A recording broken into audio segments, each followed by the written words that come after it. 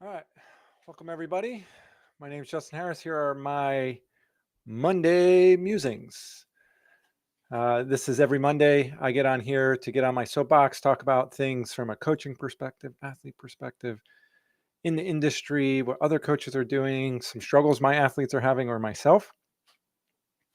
And I come at you with 30 plus years of experience racing coaching, beginners to Olympic medalists, Olympians, speed and power to endurance, the full spectrum, including ball sports, team sports, stuff like that. So this is a little bit earlier than I usually go on for those who are maybe missed it. My wife has just got a big new job.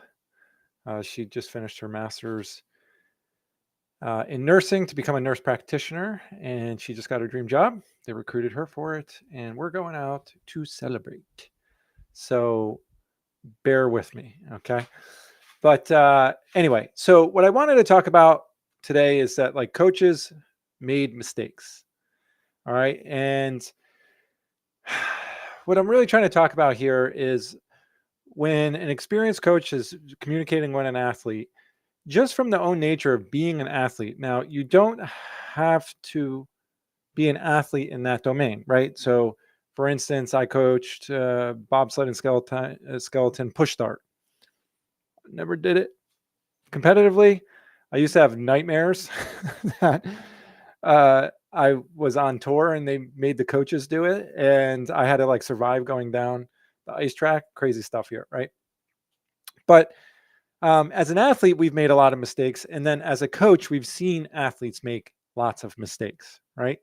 And so I want to get into some of, just to be honest here and a little bit vulnerable, of things that I have made mistakes in that have negatively influenced my performance and my process and my outcome.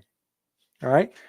And so before we get into that, though, click on the bio, go to my website, jharriscoaching.com, or excuse me, jharriscoaching.fit. I used to have .com. I don't know where it went. All right. But jharriscoaching.fit. You can sign up for my newsletter. It's free. 5-minute reads twice a month, 1st and 15th, where I get into helping you shift your perspective a little bit and talk more about the art of coaching. All right. So sign up there, join, 400 plus people. We have some great conversations, and I'm trying to do a little bit more with that. So jump on there. All right. And whoever's on YouTube or Facebook, jump on, subscribe. Appreciate y'all. All right. My cycling group chat is going off. Okay. Focus here. All right. So this idea or concept that I have made lots of mistakes as an athlete. And if you talk to any of my friends that I grew up with in high school or college, they would be like, he made all the mistakes. All right. And I think it's really important to be vulnerable about that and talk about that, because generally here I'm saying, like, don't do this, don't do that. Right. Where does that come from? Where does that stem from? And where that comes from and stem from is this lived experience of screwing up enough times and either consciously or unaware of what's going on, right? And what's happening. So here are some of my mistakes that I've made as an athlete. Okay. And if I look back to some of the stuff, I'll start off with this fit. Okay. So fit is one of the biggest things that I've made a mistake on in my athletic career. And to be honest with you, it was both from running and cycling. All right. The bigger one was running. I don't think I knew what shoe I should be in, whether it was a neutral cushion shoe or stability shoe. I had no idea. My dad and mom weren't runners. My dad was a big athlete, but wrestling, football, and baseball. I grew up playing baseball and soccer. Got into running because I didn't make my soccer team in high school. It's down to me and one other kid.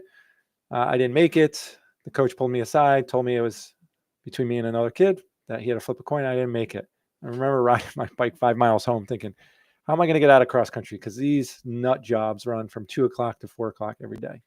So nonetheless, I end up running varsity, whatever. But my dad just bought shoes that we could afford, and that made sense. So sometimes we go to Marshall. Sometimes he'd give me his shoes, if I ran through a pair of shoes and I was getting hurt, and different stuff. And he would give me, we would just make it work, right? And I didn't know, and it was never taught to me that you really should get fit with shoes. So I would go to the running shoe store and I would just be like, those look cool, or those are the right price, right? And so it wasn't until I managed a running shoe store where I started getting fit and understanding like foot pronating and stuff like that. Now, at the end of the day, you can believe in it or not, people still get injured being in the right shoe or whatnot, but there's some generalities here that I think are undeniable. Okay. And so for me, I have a high arch and I need that little bit of rolling, that little bit of pronation in my ankles. And if I got in a stability shoe, I remember like learning it, and I ran in a stability shoe because it was like the most expensive shoe. And I was like, all right, the rep's here. Let me try it.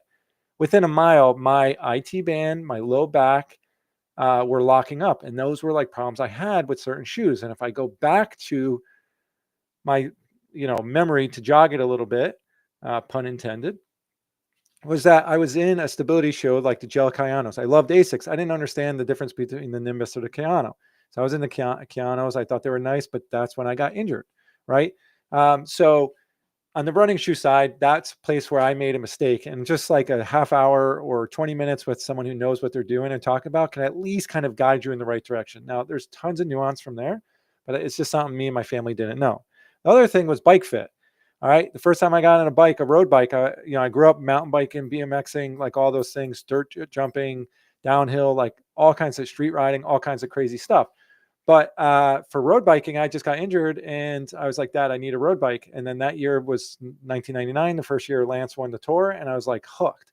Right. And I thought riding a road bike meant that your nether regions were supposed to get numb in 10, 20 minutes. And I just didn't know. I was 17. No one else rode around me.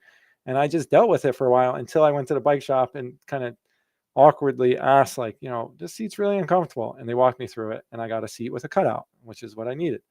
All right. But then from there, I just kind of was like, I was riding my dad's bike, which was a 58, and I'm a 56. So I was really stretched out and I'd hurt my low back or my neck. And finally, over time, just getting different fits, like getting different bikes and having the bike shop guys, like when I was working there, kind of be like, hey, no, you need this, that, a little bit. And then sitting down for a real bike fit was when I understood that I need to shim this foot out and do this and put the cleat here.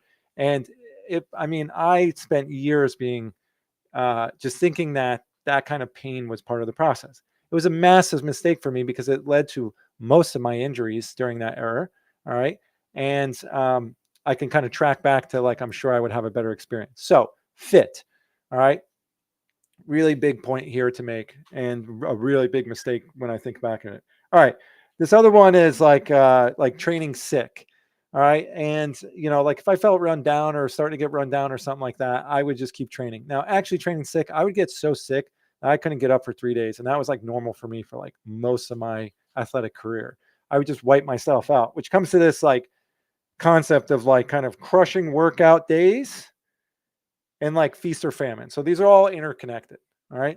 And this crushing workout days, like I grew up baseball, soccer, throwing footballs, like, BMX bikes. Like I never saw myself as a runner. And I'm going to be honest, I did 5 years in college. I had to do an extra semester. So I just extended out. But not until like the end of my junior year did I associate with being a runner in college. All right. So I was a national champion in high school. I was between the seventh, or let's just say I was inside the top 20 best cross-country runners, distance runners in New York State. I qualified for junior nationals, which is the top athletes under 20 in the 10K, conference champ, school record holder, high school, college, different stuff like that. Right. But I didn't associate with being a runner because I was like, it's not the only thing I enjoy. And I just happened to be proficient at it and good at it. And I loved competing. I hate to lose.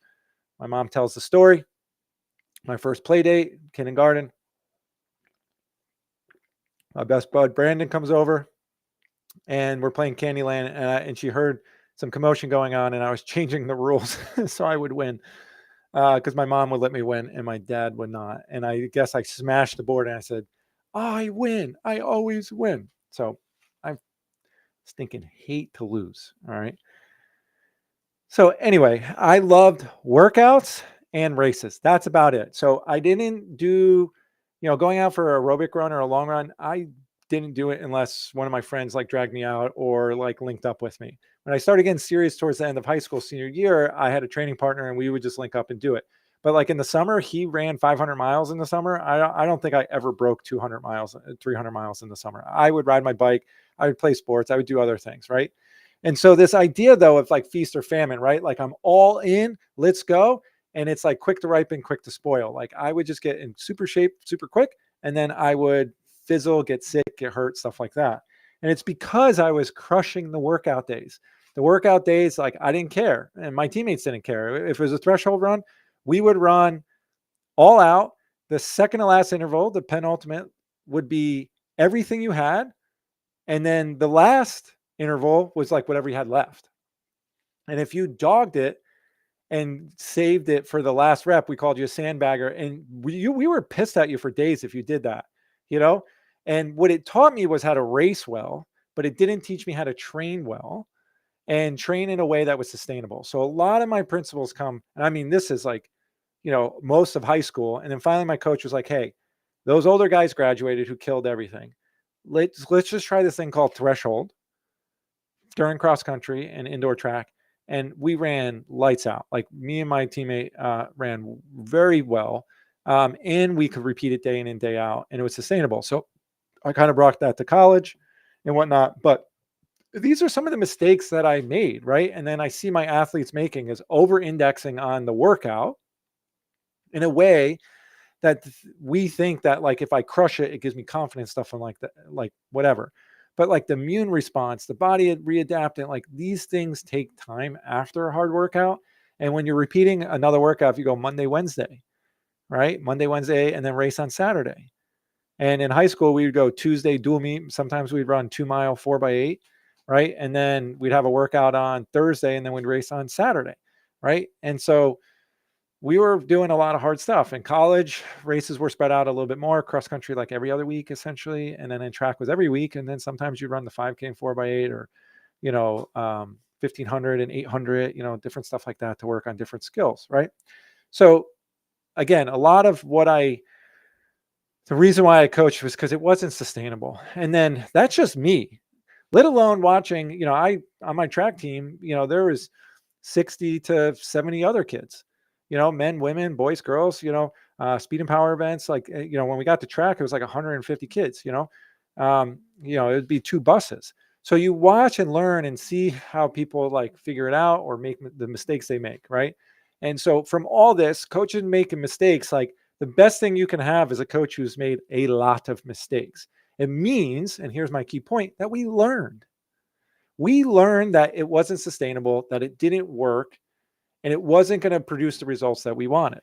So we had to adapt, learn, grow, change. Maybe it was a mentor. Maybe it was another coach that taught us, when we were an athlete. Maybe for me, it was the learning, having some mentorship, but really like coaching myself through triathlon, picking up from some of my friends, asking some people, like doing different stuff, but reading a ton. Because for me, my triathlon journey post-college and to become a professional was really predicated on this concept of like, I'm going to be coaching for a long time and I really want to work on coaching myself. Now, I think I would have probably learned quicker or better by hiring someone else. And when I really took the time to talk to another coach, talk to a coach, I was coaching a little bit then in college, but to talk to a triathlon coach or an athlete who was coaching people, which would make them a coach, but they were also an athlete. That's when I learned big things because I kind of have the ability, I'm like open to influence, right? And so if you're thinking about it as an athlete and you're looking for a coach, or you're thinking about like, are you making are you running into the same result over and over and over again, right? Like George Bush said in that like funny thing, it's like, if, fool me once, shame on you, fool me twice, you can't fool me again.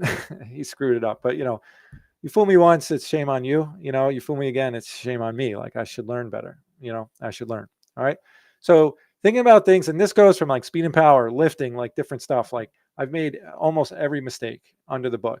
And so when you're looking at this week, I want you to think and dwell on, what mistakes have I made consistently, or what result do I keep getting that I don't want?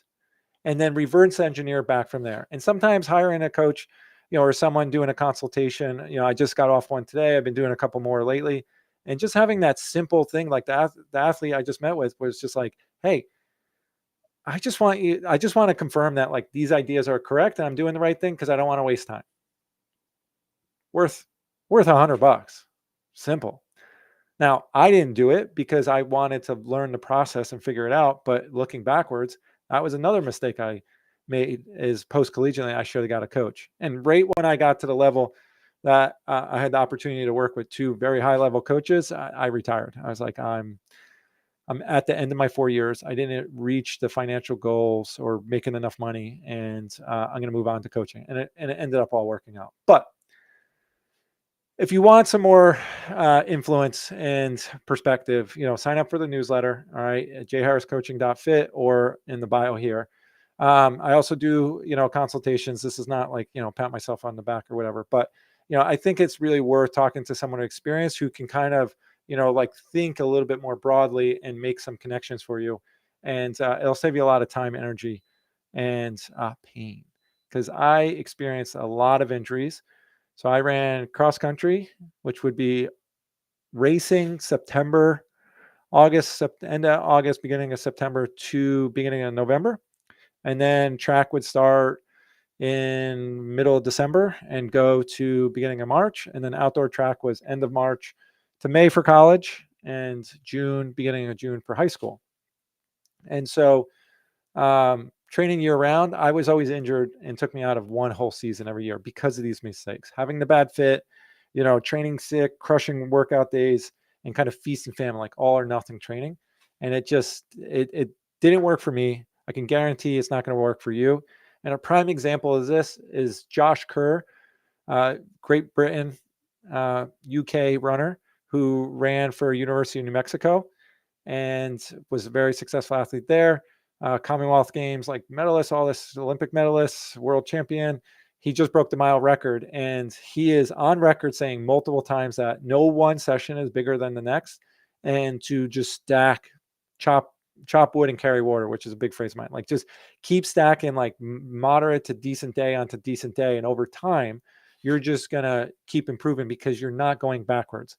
And think about this, like if you're trying to, save money for retirement or really save money, like if you're consistently saving the same amount every day, every week, every month, or whatever it is, it's a lot better than, oh, boom, here's a ton of money and then not doing stuff, especially if it's investing because you're buying shares, you're getting dividends, you reinvest, blah, blah, blah. So, oh, hi, Hannah and Nadia. Hi, guys. We listening to Mom today? I hope so. Hi, Nazreen. So, learn from my mistakes or learn from someone else's mistakes. I think it's a great opportunity to do that. And putting money on it, it just makes it like that person's got to deliver some results and to make it stick for you and find a way. So anyway, appreciate you all. I'm on here early today because for those jumping on, my wife just got her dream job and we're super excited and we're going out to celebrate this evening to go grab a little grass wine. So she just became a nurse practitioner and got the job that she wanted. So super proud of her. So anyway, I'll hang out for like 5 minutes if people have questions or curiosities. How's that?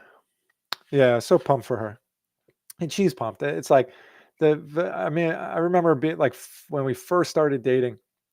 She's like, I just want to go to work and I just want to do what I'm told and do it and then leave. And I'm like, you know,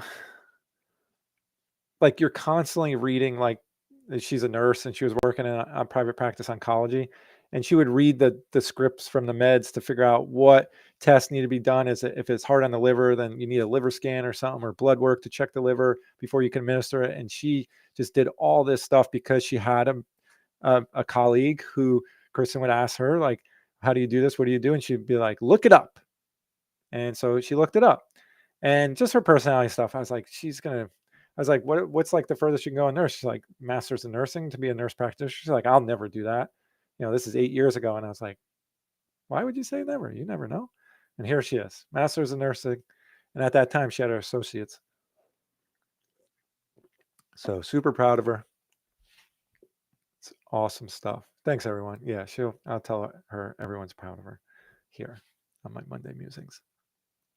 So But it's one of those things, like you just keep showing up and you keep learning and you keep growing. And yeah, uh, there was a long time that my family thought I was crazy for leaving teaching. I didn't necessarily have this in mind that I'd be on streaming, talking with people online and coaching people online, but I'm really happy and loving what's happening here. So, all right, everyone, you're all quiet, and I get it and I appreciate it. And let's check on. Awesome, thanks, Daniela on Facebook. Yeah, she's pumped, and she should be. It's great for her career. She's working where she used to work. So how crazy is this? She is working on private practice oncology. A patient comes in and loves the work she does and says, you should come to the hospital. And she always wanted critical care, but as associates, she was grandfathered in, but most hospitals you needed a bachelor's. So the person's like, just come, you're grandfathered in, we'll make it work. So in peak COVID, December 2020, we're like 9% infection rate. She gets a job and she's like, I'm on the PCU, progressive care unit. I'm like, okay. She's like, it's also the COVID floor. And I'm like, what? And so long days, seeing people hyperventilate basically to death. We're breathing at like 15, 18 breaths a minute, watching people 44 breaths a minute. Like, oh, yeah, it's just really hard. All right. And then her union, she decided to do her bachelor's, all right, like in that earlier period, which was amazing. And it was hard. And then her union paid for her master's for most of it. And she got a position and she did her clinical hours. I'm like, why don't you go back? And she's like, my dream job is to be back at the oncology unit and to, be an MP there. And during her clinical stuff, she, she did a clinical stint there and she's like, I loved it. And they just hired someone like the last couple weeks of her clinical. And she's like, oh man. And lo and behold, a couple months later, the head doc calls her up, who used to own it. It got bought out, but he's like, I want you to be my MP and whatever. And yeah, she's super pumped for her. So it's amazing to see her like go through that journey. And we've, a lot of hard work and it pay off. So with all that said, athletes make mistakes and those athletes become coaches, and coaches make mistakes. As an athlete, we watch athletes make mistakes and we try to prevent that. And I'm someone who gives, whether my athletes agree with it or not, give you some space to learn and make some mistakes. All right. As long as it's like kind of bumper rails, like you're not going to really mess things up. But every now and then it happens and we just work our way through it. So anyway, appreciate y'all. Sorry for the early one, but we're going out to celebrate. All right. Adios.